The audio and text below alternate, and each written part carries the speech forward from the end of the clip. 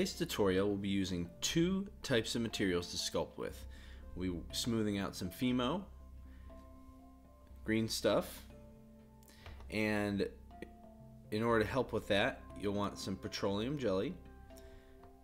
And then the two tools we'll be focusing on are going to be a large flat burnisher, a large burnisher tool,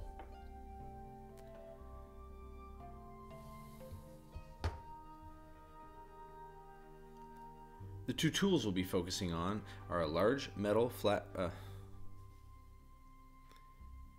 the two tools we'll be focusing on are a large burnishing tool made of metal, anything will work, this is a wax 5, and a color shaper or clay shaper. This is a size 0 flat chisel extra firm, but you can use any of the colored tips as long as they're, a silicone kind of brush thing here.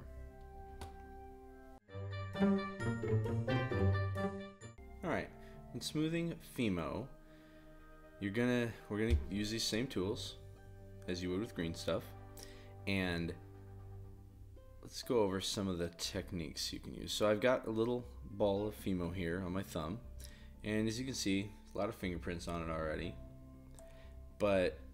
And you can use either tool to start smoothing it out. This is the metal tool, metal burnishing tool, and that got rid of most of the fingerprints right away. Similarly with the color shaper or clay shaper, you can do the same thing.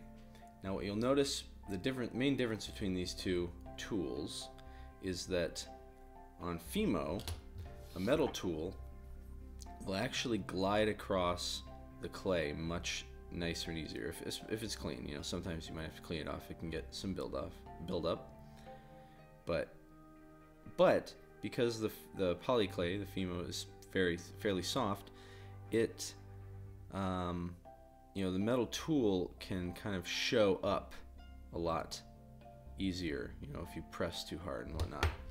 While the color shaper is a lot gentler because it's more like pressing with your finger because there's flex in it. Another factor that you'll see when you use a color shaper here is that it actually, the silicone tip, when you use it with green stuff or putty, it will actually glide across the material. With the Fimo, it actually grips and grabs a little bit, which sometimes is good and sometimes is bad. And I'll show you how to handle that here in a second. Okay, so let's add some material real quick. So I'll pinch off a little bit from this little blob I'm keeping down here to keep it warm, because Polyclay is a little easier to manipulate when it's closer to your body temperature, or at least a little warmer. So there's a little blob there. Now you can see there's a large seam all the way around. Now I could go in right away. Actually, let's put a little more. I want to put a little more material on there. So I'm just going to put a little bit on my thumb, or my finger here. And we're just going to pinch off a little. This is how I add clay usually. I'll have a little bit on my thumb or my index finger here, and you just cut a little off, put a little on. You usually want to try and add larger amounts at a time so it doesn't take you forever. But as you can see, it makes kind of a mess. There's all these little seams and you're starting to try and blend them together. Well, the number one tip I can give you to smoothing out your material and getting things nice and clean is actually just use your finger. Now with this said, you can use just the finger by itself, but it will work much better if it's oily in some way. So you could actually touch your nose or your forehead, something that has a little bit more grease, and you can just start spreading. Now you do have to be careful because this can deform the overall shape, so you want to do this at a very early stage when you're just doing the major forming of the miniature. You can also, this is debatable because you might be getting a little bit of clay particles, but you can actually lick your finger, or even use water. But you can see now that that is almost completely blended together. There's still a little seam around there for the large part, and that's mostly because I just can't get my finger down to that area. So we'll move on to a tool. So you can use the metal tool to just start slowly rotating around, and you typically want to, so this is the material I put on second, and so it's moving up and down towards the original material this way. So because this material is on top of this material, you typically want to push out away from the secondly added material to blend it down into it.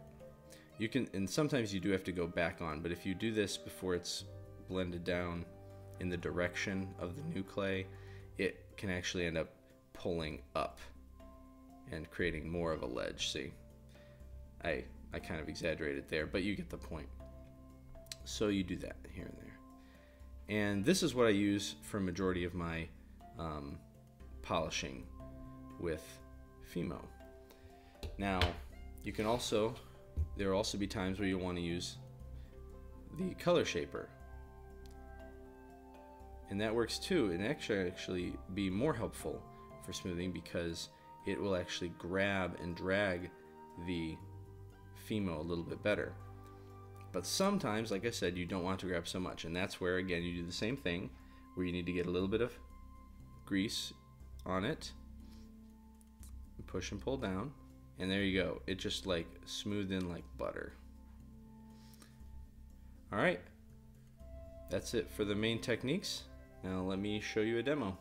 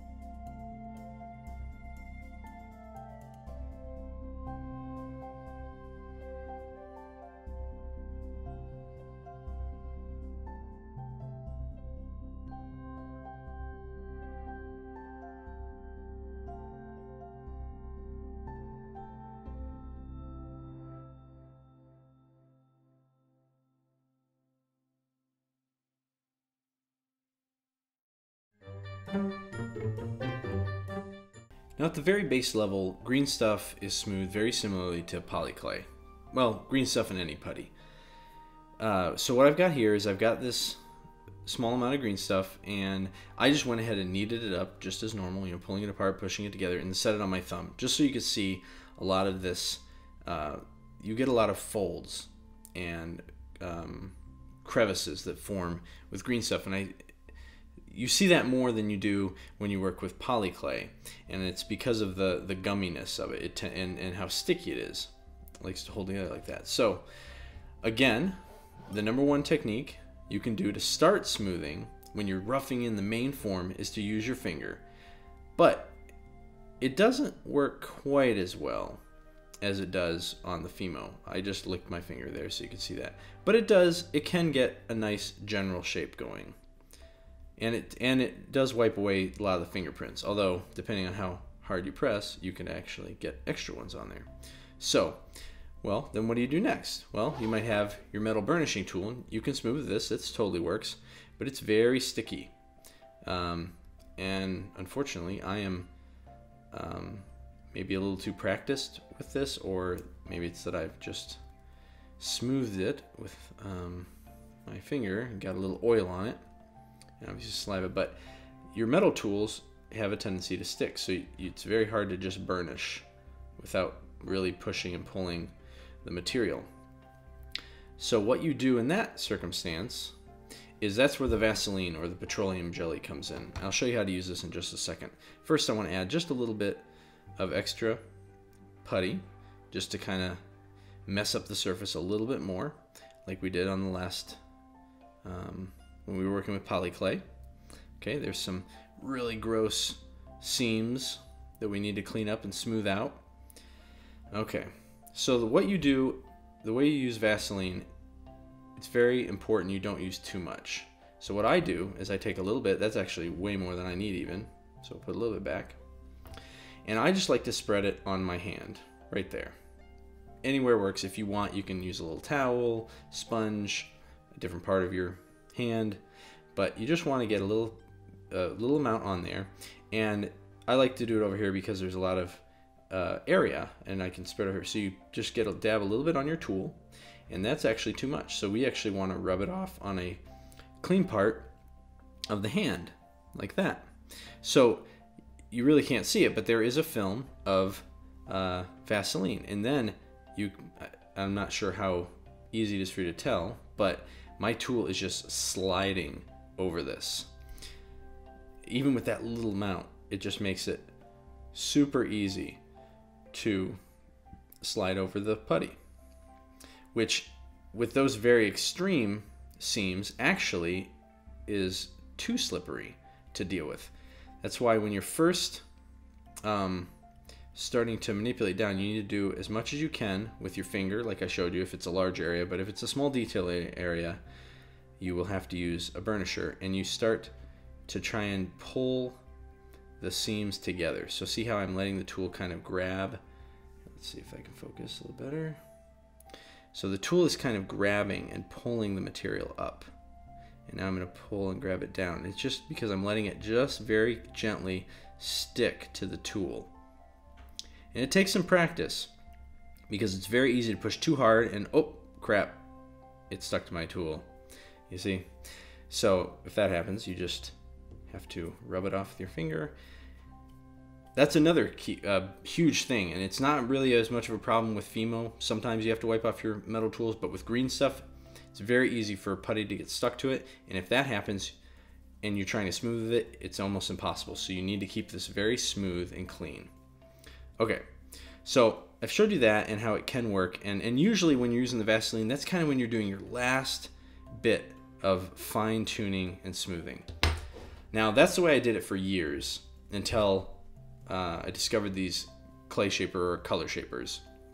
These are amazing when you're working with putty. And the reason why is because of the silicone tip. It does not stick to the putty. And it's almost the perfect amount of like adding this to your metal tool, adding the Vaseline or the petroleum jelly to your metal tool. It's the perfect amount where it's not too slippery. So if you push a little bit harder. It's not actually grabbing, but I don't know, there's just enough there that you can start seeing it move the putty around and smooth it a little better, and you never have to worry about lubrication. Just to step back one more time. For lubrication, this is a great thing to do, although it can get overly slippery. And as gross it is to say, other great lubrications are grease from your face, or I typically grab it from my nose or sometimes my forehead. Or you can use saliva, but again, don't use too much. And you will be licking your tools and handling this material, so not necessarily the best idea. You can also use water, but that can, again, you have to be very careful. You almost have to put a little too much on to get it to actually help. But if you do too much, it can get under the putty, and that becomes an issue. So I've never liked using water, but there are people that do. And if you do use water, a nice tip is to actually have a sponge with some water on it rather than like dipping it in water, because that will get way too much, but just to get a little damp. But if you have a clay shaper, that can alleviate a lot of your problems. But you will have to use metal tools, because there will be times that you're just going to have to get in. We're not going to use this, but you know, if you have a little metal probe or your knife, and you're just going to have to do little details with the metal tools. Anyways, you can see here as I'm smoothing this out, it's starting to blend together very nicely. And yeah. So it's all about slowly working the material. But the biggest thing with putty, as I mentioned in the beginning, is when you saw those large seams, let's see if you can tell, they're still kind of there. You can see on that side there's actually one. It's very important. You have to do as much as you can before you use like a clay shaper or overly lubricate your metal tools. You've got to kind of pull and try and blend those together, even if it's a little ugly, like this is now. You know, it's not a good smooth ball shape or anything. But that seam is now almost gone. And I'll just rub it with my finger one last time to kind of bring it all together. And the reason you have to do all this on Fimo or putty is that you've just got to get this. The best way to make your sculpts smooth is to get them smooth in the beginning.